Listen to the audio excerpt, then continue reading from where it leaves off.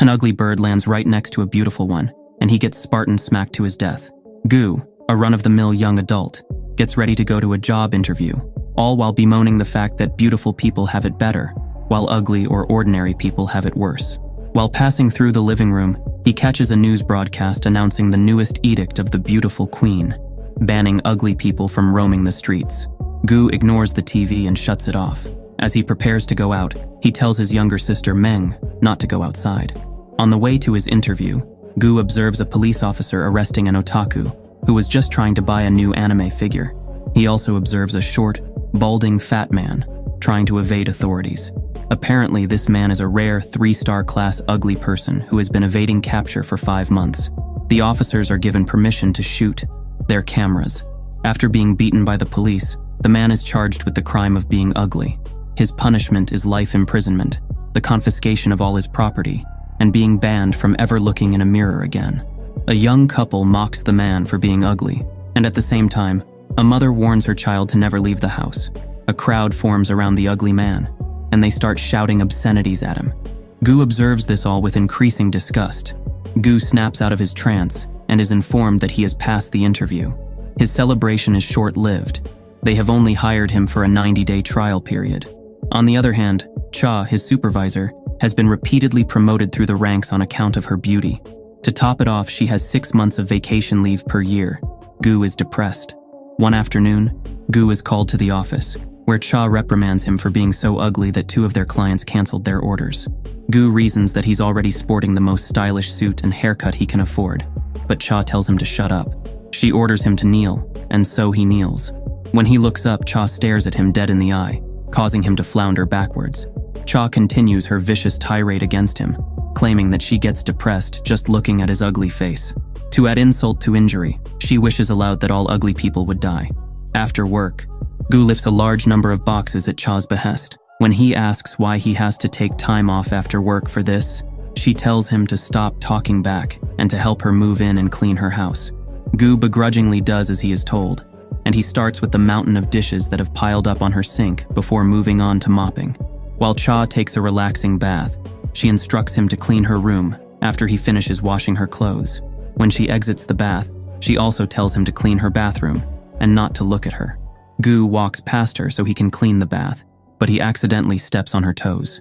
Physically and mentally exhausted, Gu staggers back home, carrying the chicken he promised Meng. When he arrives, Meng holds up a sheet of paper, asking when she can go outside. Gu takes pity on his sister and embraces her. Something has to change, and he promises her that one day she'll be able to walk down the street with pride. The next day, Gu wakes up and commutes to work, where the more beautiful people are given priority seating. Even on crosswalks, the more attractive people are allowed to walk first. While waiting for his turn, the beauty queen makes a surprise broadcast. Several faint just from looking at her beauty. The queen reveals that several criminals have been caught trying to alter their appearances via surgery. Their execution via camera shooting is publicly shown. The queen reminds them all not to attempt to change their appearance in any way on the threat of death. Gu, back in the office, is forced to grovel before Cha as punishment for ignoring her calls. While Gu lies prone, Cha viciously berates him for being ugly and says that he should know his place. When Gu returns home, he finds a small voucher wedged underneath the door. When he enters, he notices that Ming hasn't gone out to welcome him. She refuses to go out of her room. The next day, Gu follows the instructions on the voucher and heads to a public park toilet. He arrives at the designated stall, but upon inspecting every corner of it, he finds nothing. Remembering the code word sewer, a hidden panel underneath his feet slides away, dropping him several feet underground. After picking himself up, Gu wanders the darkness of the sewers. He suddenly collides with an invisible wall, and hyper-advanced cameras start scanning him. After confirming that he is ugly and possesses a voucher, they toss him down yet another series of tubes. He ends up on a separate floor, where he is welcomed by a man named Dr. Machete, possibly the coolest name in existence. He assumes that by coming here, Gu has agreed to be a volunteer. Without waiting for his reply, robotic hands sprout from his back so he can begin the experiment. Gu is enclosed in a large metal contraption. Suddenly, police officers raid his laboratory and arrest him for endangering national security. Machete presses a button that collapses the ceiling to buy himself some time. Machete mutters that it's now all up to Gu to bring the world back to what it once was. When the smoke clears and the dust settles, The capsule opens. Police officers swarm the capsule with their cameras drawn. When a woman starts approaching them, the officers' beauty detectors suddenly go off the charts. Only the beauty queen herself is known to possess a 5-star beauty rating. The girl is so dazzling that the officers physically flinch and fall to the ground, dropping their camera guns in the process. The girl, who turns out to be Gu, looks at a broken mirror and realizes that he has turned into a girl. While trying to figure out what happened, Gu realizes that Machete turned her into a girl. Enveloped by a radiant aura, Gu leaves the ruins of the laboratory and makes her way back to the surface via a manhole cover.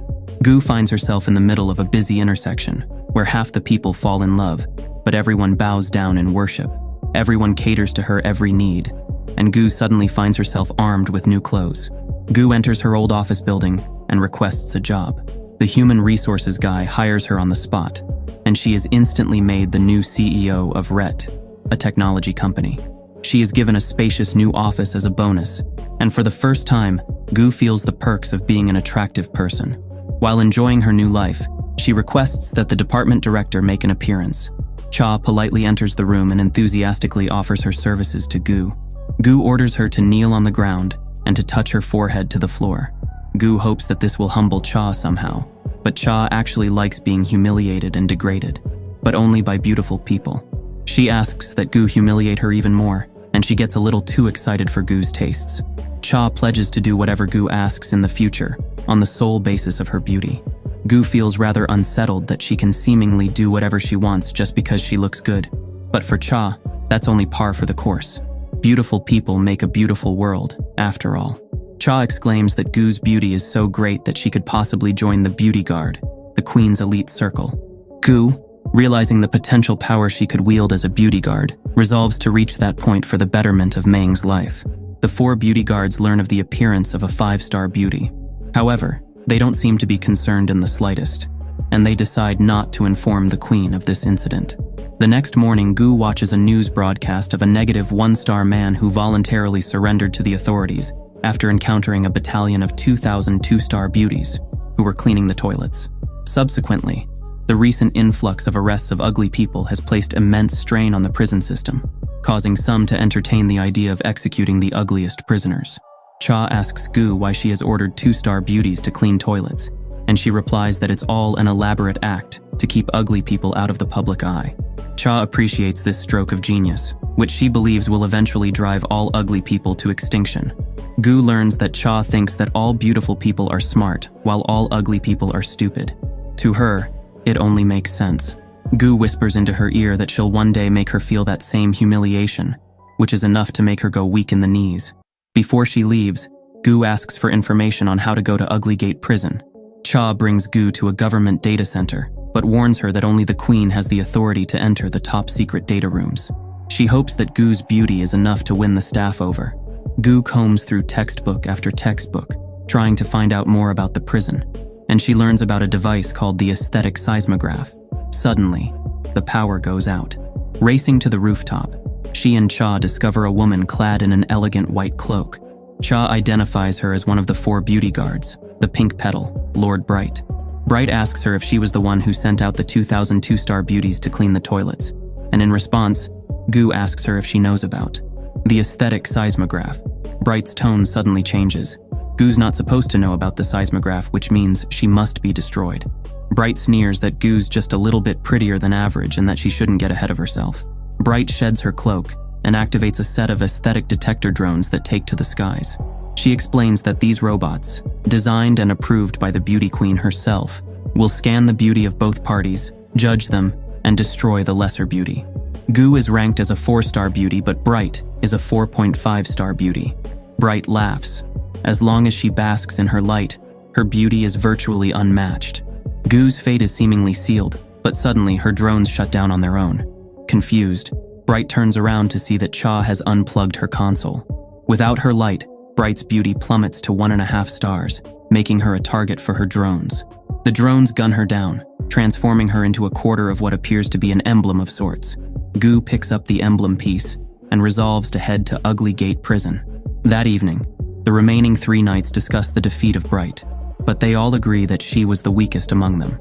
However, now that Gu has made herself their enemy, They all make their own preparations to eliminate her in the name of the Beauty Queen. At Ugly Gate Prison, prisoners are abused, fed little, and are forced to work by carrying huge blocks of stone. The prisoners are constantly reminded that their sin of being ugly is an incredibly grave crime. Their very births were a mistake. A young boy asks his grandfather when they can go out, but he is told that they have no choice but to remain here forever. Gu attacks Ugly Gate Prison, using the same drones that Bright once used. Gu slaughters her way through the guards, demanding that the prisoners be released at once. When the guards refuse, they are shot. Gu enters the main prison tower in hopes of releasing all the prisoners. However, before she can press the button, one of the 4 beauty knights interrupts her. He asks Gu why, despite her beauty. She insists on doing these pointless things. Clad in flowery petals, he introduces himself as May, one of the 4 beauty knights. He reminds Gu that the Beauty Queen has decreed it unlawful to release ugly prisoners. Thus, Gu will be judged. Gu uses the device that Bright left behind and uses it to transform her outfit into a far more beautiful and elegant dress. The entire budget of the show went to this one transition. The beauty detectors fly out of their cases and rank Gu's beauty at 5.3 stars. May, on the other hand, records a meager 2.5 stars. However, as the only man among the 4 beauty guards, May reminds her that the most beautiful creatures on Earth will always be men. May likewise changes her outfit to suit his needs and clads himself in an array of flowers. Despite this, his beauty rank remains below Gu's. Gu taunts his failure at first, but she is suddenly overwhelmed by a stinging stench. This is May's special pomelo flower, engineered to give off a disgusting aroma. Because Gu is forced to cover her nose, her beauty ranking takes a massive hit. Suddenly, she's on the back foot. Gu thinks fast, and she throws some sand into May's eyes. Now that he is forced to squint and scrunch up his face, his beauty drops behind Gu's. With his death about to become a certainty, May surrenders and begs for mercy, prompting the guns to stand down. May promises to follow Gu from now on, which satisfies her. May reveals that the Beauty Queen intends to maintain world order with an iron fist of beauty, with attractive people at the very top of the social stratum. Under this system, beautiful people will hold all the power. Cha finally catches up to make sure that Gu is okay. Gu says that she's fine, and that they'll leave as soon as she sets the ugly people free. However, before she can press the button, Cha surprisingly stops her. Gu tries to shake free from Cha's grip, reasoning that now is their best chance to let all the ugly people go. However, Cha resists, believing that it is best for the ugly people to stay locked up in their cages. Gu replies that the people were just unlucky to be born ugly and don't deserve to be treated this way. They're just ugly, she exclaims, and they have done nothing to warrant the bullying and abuse they receive. Cha snaps that there should be nothing wrong with how that works. Beautiful people, she reasons, are naturally good and correct, so there is nothing wrong with removing the ills of society. They enter a heated argument over who's wrong or who's right, which culminates in Cha begging Gu not to destroy the society that they've built thus far, believing wholeheartedly that the current status quo is the correct one. However, because of the way the beauty drones are coded, Cha's actions are viewed as disobedience, and they take aim at her. Gu warns Cha that she is about to be killed, but Cha remains adamant in her decision. If she will die for her beliefs, then so be it. Gu repeats her earlier intention to release the prisoners, and she asks Cha if she will obey her wishes. Cha stands firm. She refuses to condone it. Flashbacks of Cha pass through Gu's mind, from her abusive side as a superior to her subservient role as her maidservant. Gu reminds her that she has always obeyed her, and Cha replies that she only obeys beauty. With some of the hardest dying words in history, Cha is obliterated by the beauty drones, while Gu and May watch on in disbelief. Gu, angered, presses the button to release the ugly prisoners regardless. Alarm bells ring out as the cell gates slide open for the prisoners to freedom. Gu addresses them all from the courtyard, urging them all to eat what they want, do what they want, and live as they want. They are free. The entire prison erupts in thunderous applause and cheers, but things quickly take a turn for the worse. Chaos ensues as the prisoners start fighting over the food and scraps from the cafeteria. Several of them are shot into nothingness by the beauty guards. The prisoners start fighting and tearing each other apart like animals. Those who aren't immediately killed are trampled. One man, claiming to be the ugliest among them, declares himself king, and the others quickly fall in line. Gu is confused. She thought she had given them salvation. May explains that the ugly people know that nothing is left for them back home, so they have preferred to live amongst each other, quashing those even uglier than them. Gu is disgusted. It's not different at all from how beautiful people act. She suddenly feels a shadow of doubt. Can this world truly be changed? May hands Gu her portion of the emblem, which serves as the badge of office for the Beauty Knights. She tells Gu that she needs all 4 pieces to combine into a single emblem, which will grant her access to the secret room of the Beauty Queen. The answer she seeks may be hidden within. Gu requests May's help in gathering the remaining 2 pieces, and she resolves to change the world as they know it. 2 women on a street get into an argument, and they inevitably compete over whose beauty triumphs over the other. The Beauty Queen's aesthetic detector drones scan both women and kill the one whose beauty value is lower. At the same time, a news broadcast details Gu's latest takeover of 2 companies, the largest electric and flower companies in the country. Gu's reputation skyrockets, and she uses her platform to advocate for true beauty that isn't just skin deep. She proclaims that true beauty lies within.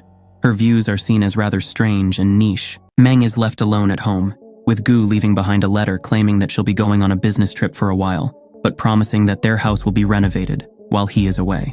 While Gu takes a bath, she thinks about Dr. Machete and how similar her origin story is to Captain America's. May enters the bath and reports that he has 2 possible leads on the 2 remaining Beauty Knights. Gu wants to make sure of the details before making any rash decisions. May asks her if she really intends to make an enemy of the Beauty Queen, and Gu replies that she does. Her resolve is firm. She will change the world. She dismisses May and he obeys. Just before he leaves the room, he muses that Gu's current personality reminds him of the Beauty Queen from 3 years ago. That evening, while Gu prepares to sit down for a private dinner, she is suddenly attacked by 2 pieces of eyeliner. A new enemy approaches. A girl steps out of the shadows, introducing herself as Ying, one of the 4 Beauty Knights. Gu flips the light switch, giving her a full view of her opponent. Ying, armed with a strange box by her hip, orders Gu to surrender herself to the Beauty Queen. Gu welcomes the challenge. 3 aesthetic detectors crash through the window and immediately target Ying. However, she retrieves the box on her hip, a makeup kit, and gives herself a makeover. This is her unique ability, the use of makeup to fine-tune her own appearance at the drop of a hat. Ying is confident that she's much better looking than Gu without makeup on. That's precisely why she waited until Gu was fresh out of the shower. The drones take aim at Gu, and she attempts to have the laser beams hit Ying instead.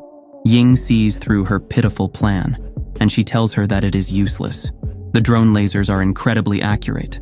However, this was all part of Gu's plan. She rolls underneath the table, putting herself out of view of the drones. With no one else to target, the drones point their guns at Ying. From a low angle, her appearance is that of a middle-aged man. Ying realizes that she is beaten, and she doesn't even bother to dodge. The laser strikes true, leaving nothing left but her bag and her piece of the emblem. Gu picks up the emblem piece, 1 to go. The last of the 4 Beauty Knights is almost saddened that even Ying has fallen.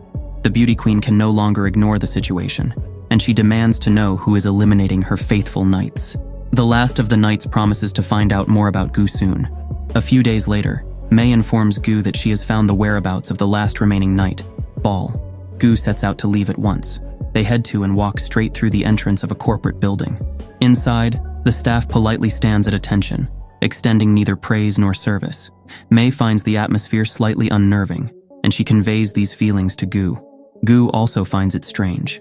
When they reach the front desk, the receptionist reveals that she already knows why she is here. Ball has been expecting them. The receptionist leads them to an elevator in the lobby and instructs them to take it to the top floor, where they will meet Ball. Gu enters without any issue, but the receptionist stops May from entering. Ball gave strict instructions to only allow Gu through. Surprisingly, Gu instructs May to comply, reassuring her that this will all be over soon. Gu taps the button for the 80th floor, and May urges her to be careful. After what was most certainly a 10-minute ride, Gu arrives at the 80th floor. Almost immediately, the elevator behind her slams shut, and a spotlight shines on the center of the room. Lord Ball stands idly in the center. Gu demands that Ball hand over her key fragment. When Ball refuses, Gu resorts to brute force, or rather, beauty. Shedding her outer garments, Gu begins her Sailor Moon transformation and becomes a stunning beauty. However, when Ball turns around, Gu is horrified to discover that her opponent is actually Little Meng. The aesthetic detector drones begin revving up their guns, but Gu steps in and prevents them from firing. The drones stand down. Gu asks Meng what she's doing here, confused that her sister was actually Lord Ball all along. Meng suddenly lashes out and writes across Gu's face. Meng remarks that she's here to kill her. Ball reveals that her ability is to simulate faces she's seen in photos. Thanks to a high-tech projector, Ball can simulate any face she desires, ensuring that her beauty always comes out on top. When Gu asks her how she found out about Meng, Ball replies that it wasn't hard. Gu remodeled their house just for her, and she also knows that she is supplied with 3 luxurious meals a day. Ball restores her face to her original appearance, and she asks Gu if she's ready to die. After removing her visor, the aesthetic detector drones weigh their beauty against each other, and Gu loses. However, before they can fire their lasers, 2 roses disrupt her simulator device, causing her face to rapidly morph between faces she's seen in the past. The drones target her instead and blast her into oblivion. Ball drops her key fragment, ripe for the taking. Mei saved the day just in time, and Gu is glad to see him. Gu asks Mei how he managed to get here, and he replies that he used the ventilation ducts. Mei picks up the last key fragment and hands it to Gu, completing the key. The Beauty Queen is now within their grasp. Gu and Mei head to the Beauty Queen's castle, a picturesque fortress straight out of a theme park. Mei remarks that 3 years ago the castle was freely accessible. Homeless people and beggars would come for alms, and the Beauty Queen happily supplied them with food and shelter. Something changed 3 years ago. The Beauty Queen suddenly wanted to do away with the current structure of society, and she briefly disappeared from the public eye. When she returned as the ruthless queen they know now, she had her ministers executed, leaving only the 4 beauty knights as her elite guard. Nobody, not even the 4 knights, knows why the Beauty Queen suddenly turned out like this. Gu asks if the Beauty Queen has been seen since, but Mei replies that the queen keeps herself isolated in her castle. They only receive their orders remotely. The entrance of the gate contains a beauty filter, meant to keep ugly people out. Gu and Mei pass through without issue. With determination, Gu and Mei march up the marble steps of the outer castle. When they reach the courtyard, they discover a factory that continuously produces aesthetic detectors. Mei explains that the Beauty Queen is not only physically attractive, but a genius as well. Everything in the castle, from the beauty filters to the dronies, was designed by her. Proceeding forward, they reach the front doors of the castle proper. Mei is forced to stay behind, as the filter will kill anyone who isn't a 5-star beauty. Gu wordlessly enters the castle, and Mei begs her not to kill the Beauty Queen but to help her. Gu confidently walks straight into the reception hall as the Beauty Queen stands by the throne with her back turned. She turns around and introduces herself as the 149th queen of the beauty family, Piers. Piers glare at Gu. To think that the person who killed her elite guards and freed the prisoners of Ugly Prison was such an unimpressive person. Gu brings out the key, which she claims will open a secret room behind the throne. Based on her research, it is said that this room contains a device that can change people's hearts. Piers finds it odd that Gu, despite possessing beauty rivaling hers, still chooses to do such a thing. Gu asserts that she is doing this for the world to go back to normal. Piers advises Gu not to do this, but that won't stop Gu. Aesthetic detector drones hover ominously around them both, but because their beauty is at a pixel-perfect stalemate, their motherboards explode. Gu stares Piers down, but the image of the queen suddenly flickers and disappears. She was an illusion all along. Piers' voice echoes throughout the hall. She is everywhere, and she's been waiting for this moment for a long time. Gu, realizing her folly, runs out of the castle and reunites with Mei. A giant barrier appears around the castle, and it pulses forward, immediately vaporizing those who aren't up to her beauty standards. Regardless of where they are or what they're doing, ugly people are killed one after another. This is Piers' ultimate goal, a new world free from ugliness. Piers reassures Gu that she'll still be in it. Gu heads out into the city streets to witness the destruction firsthand. A hologram of Piers appears over the city, happily announcing to her people that the beauty filter has finally been completed.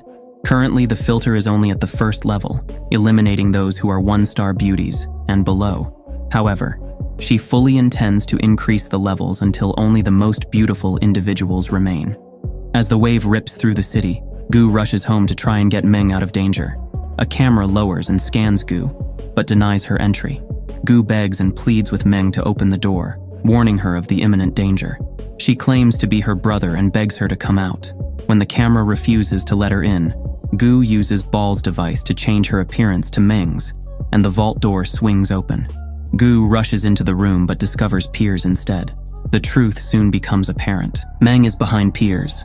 Meng was the beauty queen all along. Meng certainly didn't expect her brother to become a beautiful girl, but stranger things have happened. She admits that she's done plenty of bad things as the beauty queen, but she doesn't regret them one bit. It's time to end this farce. Gu is still in denial. There's no way her kind young sister could possibly be Piers. Meng snarls that Gu doesn't know the first thing about her. Gu tries to coax her sister to come with her, but Meng isn't going anywhere. She'll wait for the end to come on her own. With a push of a button, Gu is flung out of the apartment by a robotic arm.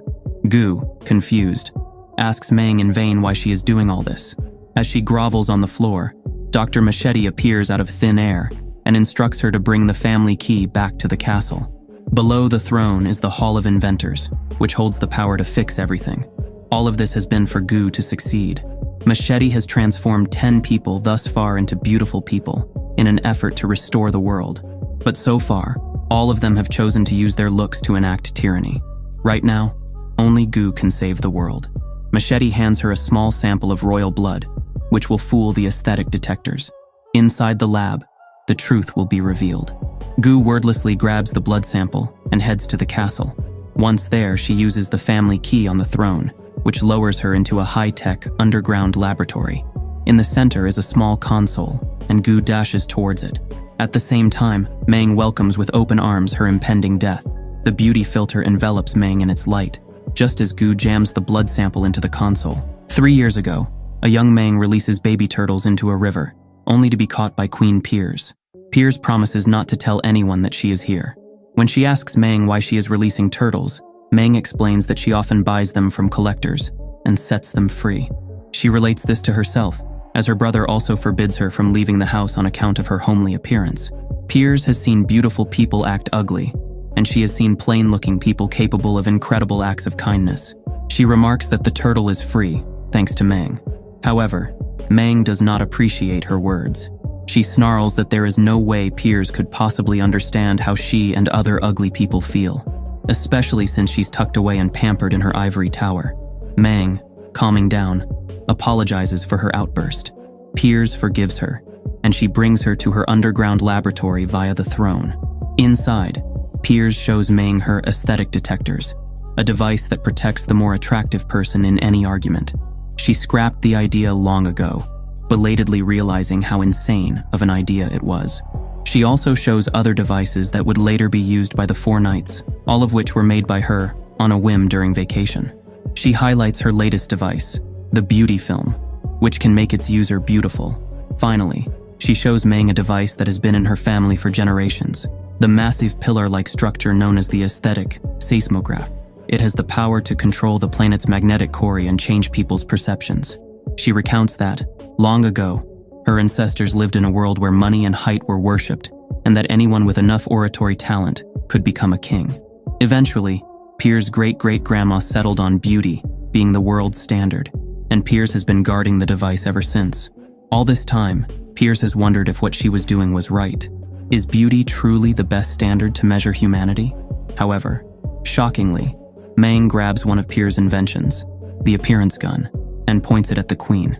Piers is transformed into Heihachi Mishima, whom we later know as Dr. Machete. Meng tosses the gun on the ground and destroys it, ensuring that Machete will never return to being Piers. Meng revealed she was lying about the turtles earlier. She only released them because they reminded her of her ugliness. She knows that she is unattractive, untalented, and unintelligent.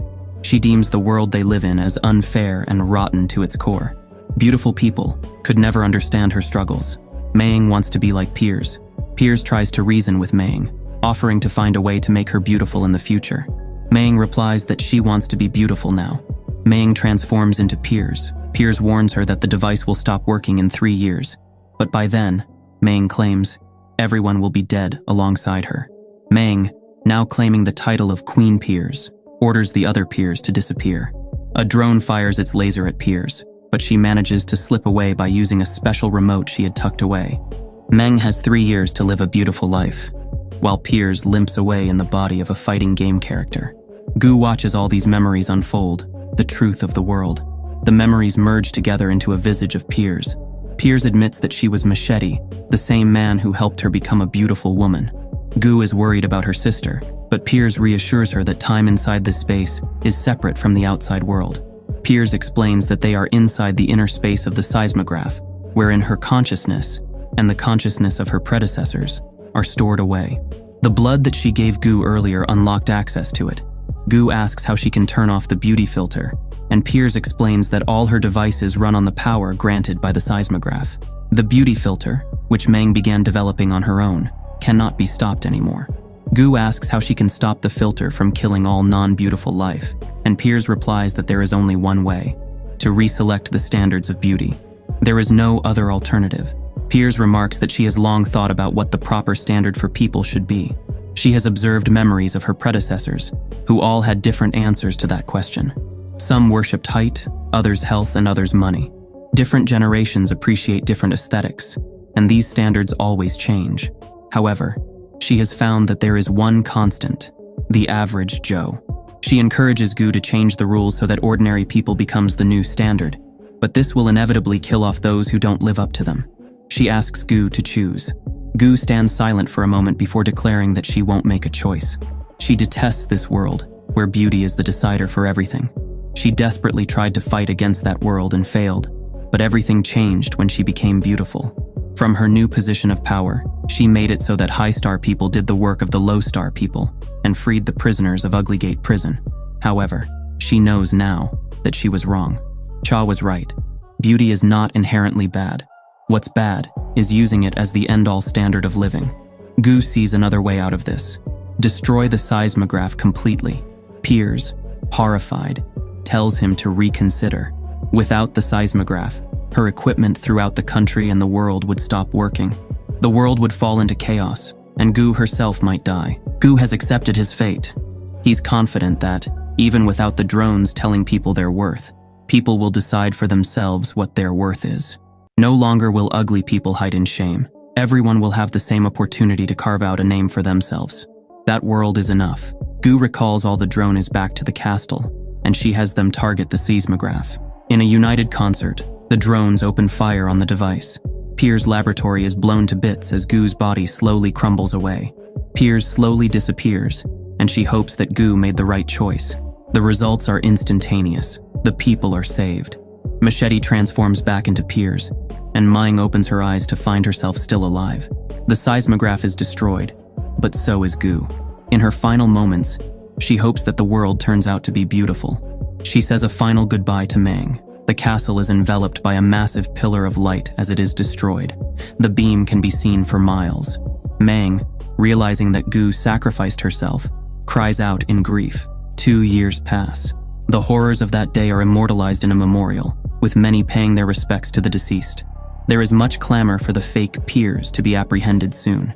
The true Piers returns to the castle and officially repeals the Beauty Class Act. Piers also holds a press conference for the first time in forever. Later, after dismissing a meeting with her ministers, Piers asks May if she's found the culprit. May replies that they haven't found her yet. Piers remarks that they likely don't want to be found. Across the world, ugly and attractive people alike live in peace, though many unattractive people have begun heavily using video filters to change their appearance. Meanwhile, across the world, Meng has begun living on her own. The door behind her suddenly swings open, and a familiar voice calls out her name.